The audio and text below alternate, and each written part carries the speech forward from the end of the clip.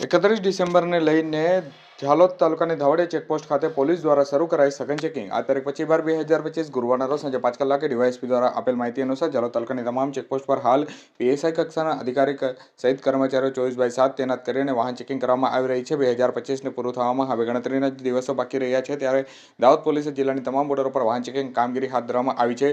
યુવાધન 31 ડિસેમ્બરની ઉજવણી કરવા માટે થનગની રહ્યું છે, ત્યારે કેટલીક પાર્ટીઓનું આયોજન કરવામાં આવતું હોય છે, જેમાં પુષ્કળ પ્રમાણમાં વિદેશી દારૂ પણ ઉપયોગ થતો હોય છે।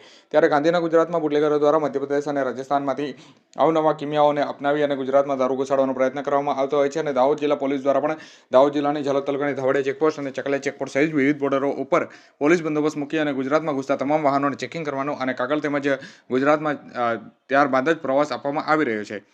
ત્યારે બુટલેગરો પણ ગાંધીનગર ગુજરાતમાં દારૂ ઘુસાડવા માટે અવનવા કિમિયાઓ અપનાવતા હોય છે। દાહોદ જિલ્લા પોલીસ દ્વારા હાઈવે પર બેરિકેડિંગ કરી અને વાહનો ચેક કરવામાં આવતા હોય છે, પરંતુ બુટલેગરો દ્વારા દારૂ ઘુસાડવા માટે અન્ય રસ્તાઓનો ઉપયોગ કરવામાં આવતો હોય છે। ત્યારે પોલીસ દ્વારા હાઈવેની સાથે સાથે અન્ય રસ્તાઓ પર પણ સરપ્રાઇઝ ચેકિંગ હાથ ધરવામાં આવી રહી છે, તેમજ ચેકપોસ્ટ ખાતે પણ હવે હાઈટેક સીસીટીવી કેમેરાનો ઉપયોગ કરવામાં આવી રહ્યો છે।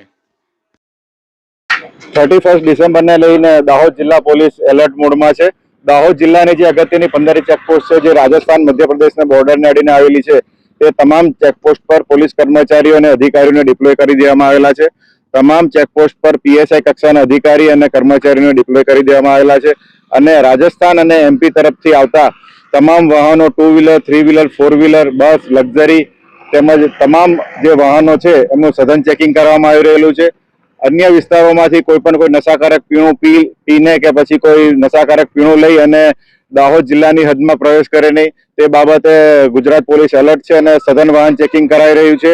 તેમજ સીસીટીવીના માધ્યમથી પણ આ જે વાહનો છે એના પર કંટ્રોલ રૂમ નેત્રમ દ્વારા તેના પર નજર રાખી રહેવામાં આવી રહી છે।